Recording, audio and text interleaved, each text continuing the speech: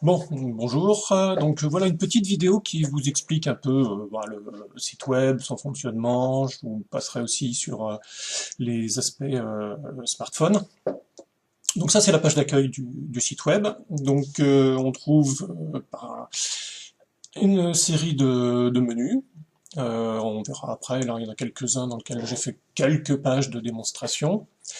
Ensuite, j'ai mis une petite animation avec quatre photos tirées de celles que vous m'avez envoyées. Donc ça permet d'illustrer un petit peu La Rochelle. On pourrait y mettre aussi éventuellement, par exemple, des logos, une photo de la salle dans laquelle vont se passer les événements, etc., etc. Et puis ensuite, ça c'est l'espace dans lequel se trouvent la page les pages elles-mêmes qui sont appelées par les menus. Donc là, c'est la page de bienvenue où j'ai mis quelques mots, quelques photos de La Rochelle, elles aussi tirées de ce que vous m'avez envoyé. Et on trouve en bas les logos des partenaires de la fédération. J'ai mis celui de La Rochelle, enfin ce que j'ai pu récupérer. Et puis ensuite, on pourra compléter avec ce que vous me donnerez. On pourra aussi mettre sur ces logos des liens vers la ville de La Rochelle, vers la fédération française ou la fédération internationale. Donc voilà, ça c'est la première chose. Ensuite, ce qui est très important, c'est que j'ai essayé de structurer le site web sous différents thèmes. Donc c'est ce qu'on trouve en haut pour les différents sous-menus du menu principal. Donc sur le premier, c'est l'accueil. Donc j'ai mis Bienvenue La Rochelle, puis une petite présentation de La Rochelle et de sa région. On y reviendra. Ensuite, tout un menu sur comment les gens vont accéder au site de La Rochelle, donc par train, voiture, etc. Là où aura lieu le lieu de la compétition, et puis éventuellement des suggestions ou des promotions sur des hôtels et des hébergements pour les voyageurs qui viennent de loin. Alors il faudra sûrement rajouter aussi des cartes et des choses comme ça. Pour l'instant, ça c'est relativement vide, même très vite. Ensuite, un menu compétition, dans lequel j'ai fait la première page, on y reviendra aussi sur le planning des compétitions. Et puis ensuite, on peut imaginer que pendant la compétition, on mettra des informations en direct sur des changements de lieu, d'heure, je sais pas, de salle, ou des informations plus intéressantes sur des dîners, des choses comme ça. Et puis là où on pourra aussi afficher les résultats. Ensuite, j'ai mis un sous-menu tourisme, donc pour présenter, par exemple, pour les participants et les accompagnants, des suggestions d'excursions. J'ai mis aussi dans ce menu l'aspect séjour des jeunes. Bon, ça, je sais pas trop où il fallait le mettre. C'est peut-être dans les compétitions, je sais pas. Ensuite, j'ai un sous-menu médias. Donc peut-être pour se faire le relais d'articles qui ont eu lieu dans la presse. Les contacts des personnes qui s'occupent de cet événement, pour pouvoir les contacter, leur envoyer un email ou les téléphoner s'il y a besoin. Un espace pour mettre des photos ou des vidéos. Et puis, j'imagine, hein, ça sera à voir, un livre d'or dans lequel les participants ou les accompagnants pourraient mettre leurs commentaires et donc laisser un souvenir, je dirais, durable de ce qui s'est passé. Ensuite, une page pour les partenaires, éventuellement. Et puis j'ai mis un menu utilisateur qui permet aux utilisateurs enregistrés de se connecter au site. Et en particulier, ça sera intéressant, soit pour les gens qui veulent laisser des messages dans les livres d'or, laisser des commentaires, c'est une première chose, mais surtout pour les gens privilégiés qui vont pouvoir modifier, ajouter des pages, les supprimer, etc. Et ça, c'est pour vous en particulier. Voilà, donc ça c'est la première chose, donc ce sont les différents menus. La configuration de la page, globalement, je l'ai faite quand même pour des écrans relativement grands, mais on verra après qu'ils peuvent s'adapter aussi à des écrans beaucoup plus petits. Et donc ensuite, pour naviguer, il suffit de cliquer sur une rubrique, et puis ça marche. Donc je vais prendre comme ça, par exemple, lieu de la compétition.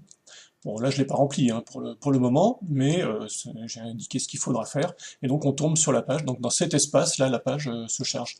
On voit qu'il y a une petite icône imprimante. Donc, on peut imprimer cette page et on imprime à ce moment-là que cette partie-là. On n'imprime pas les photos, tous les machins qu'il y a au-dessus qui encadrent. Alors, je n'ai rempli pour l'instant quasiment que deux pages. Bon, il y a la page d'accueil, moi je la compte pas celle-là, on peut cliquer dessus ici. Donc là, il faudra la compléter, hein, parce que j'ai mis vraiment le minimum pour que ce soit intéressant.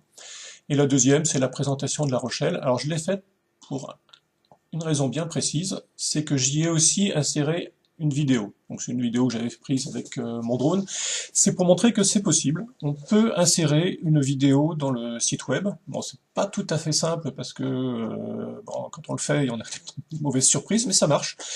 Et donc ça permettrait éventuellement de mettre des vidéos si vous jugez que c'est intéressant. Ça permet d'illustrer de façon plus dynamique les différentes pages que l'on veut mettre. Donc on pourrait faire des vidéos soit avec un drone comme j'ai fait, avec une webcam, avec un appareil photo, avec un smartphone. On peut faire des trucs un peu sympas. Bon, faut que ce soit quand même de bonne qualité pour que ce soit, je dirais, attirant pour les visiteurs, mais ça se fait.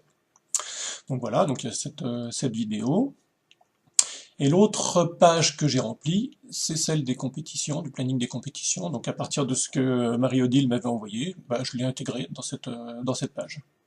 Donc on la retrouve ici. Voilà, donc c'est principalement ce qui existe. Tout le reste, ce sont des pages qui sont pour l'instant prêtes, je dirais, à recevoir des informations, mais bon, je les ai pas mis, j'ai pas du tout eu le temps, et puis j'ai pas forcément la connaissance sur ce qu'il faut mettre dans ces pages. Et donc justement, un aspect intéressant, c'est quand on passe sur la partie utilisateur.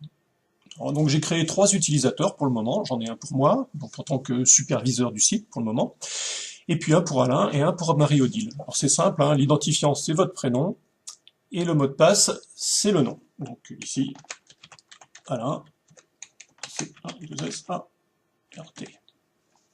Connexion, paf. Bon, ça, faut que je l'enlève parce que ça n'a pas tellement d'intérêt.